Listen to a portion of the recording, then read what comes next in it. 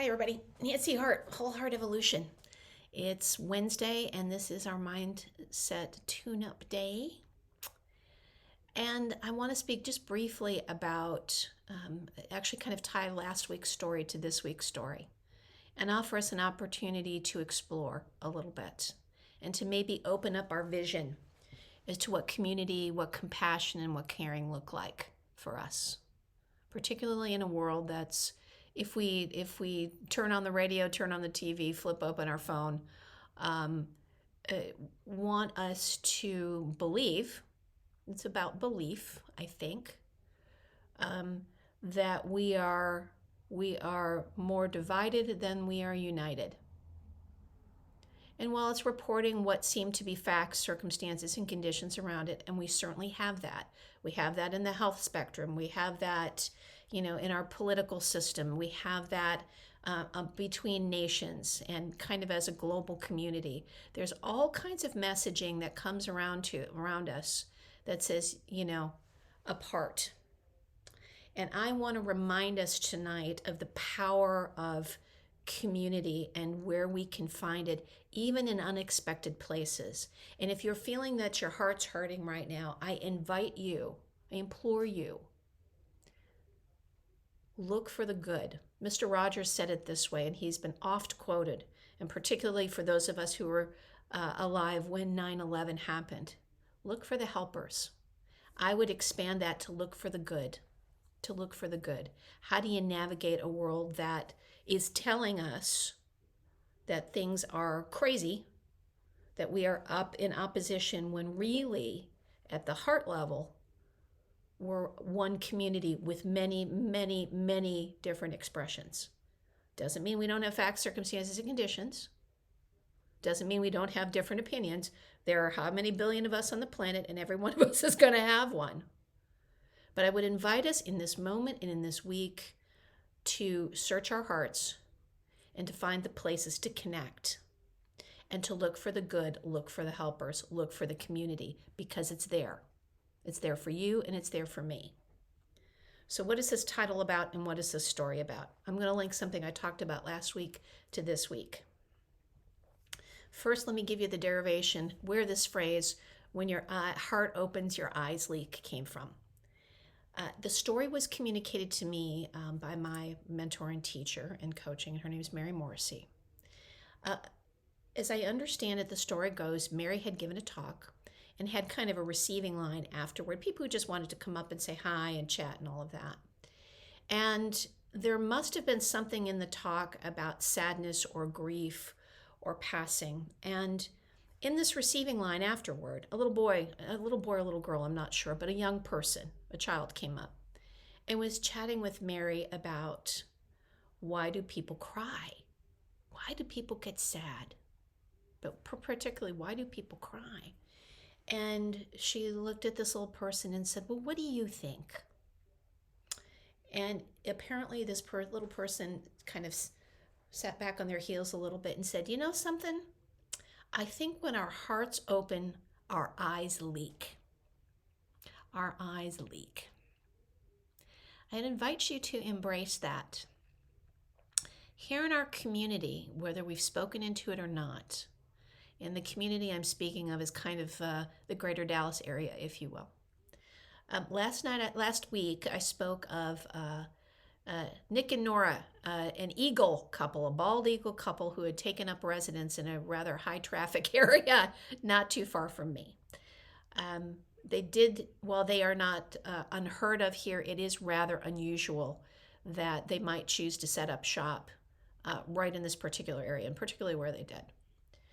They have been here since December. I was kind of the last to know they were here, but I was absolutely surprised and delighted to find what care and what kind of connection people were making, myself included, over discovering this giant nest that two bald eagles were nesting in a soccer park, that the city, because of course the birds are endangered, the city had canceled all activities, put fences around, and this wonderful thing that was happening where community members of all sorts from all around the area were coming to see these birds.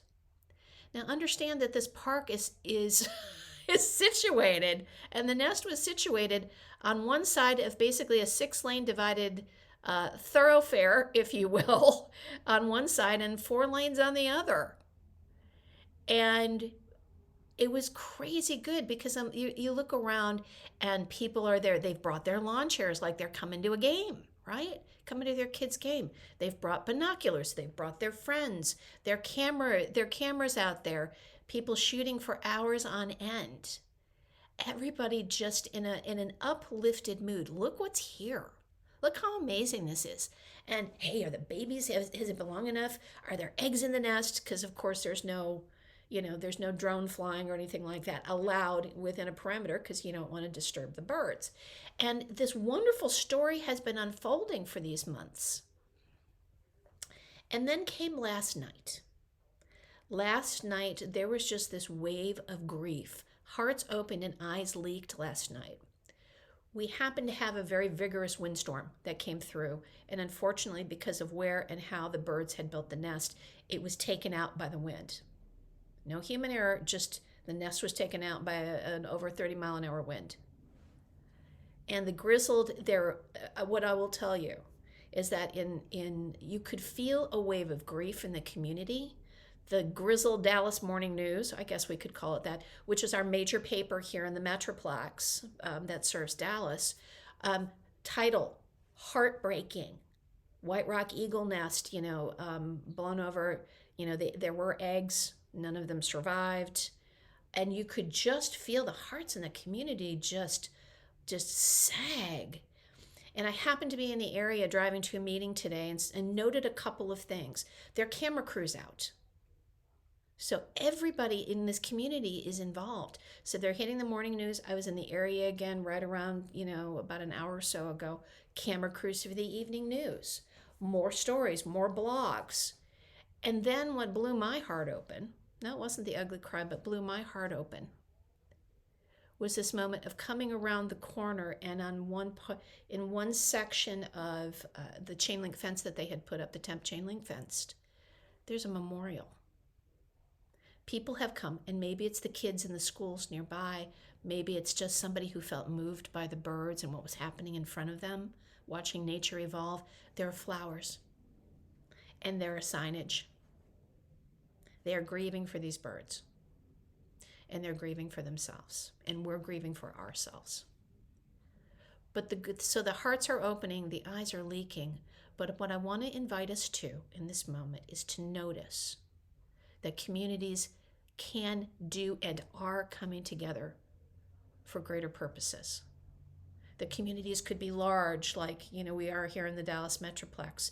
It could be a small community of individuals that you know as a group, somebody you hang out with. Maybe it's a church or a mosque or a synagogue. There are activities happening and there is support there.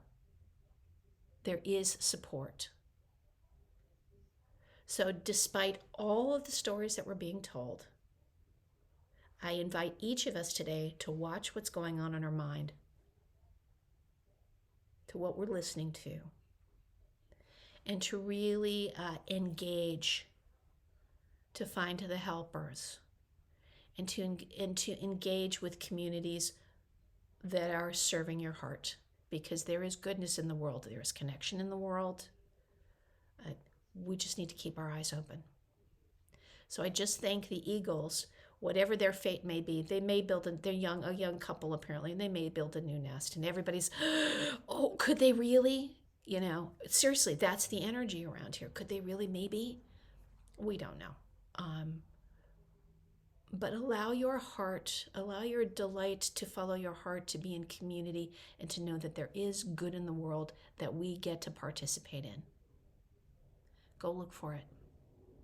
Allow yourself that moment where maybe either in joy or in sorrow, your heart opens and your eyes leak. That's it for this week, all. I'll keep you posted on the birds. Have a great week. Stay aware, stay in community, stay open. The world is a good place, and so are you. Bye-bye for now.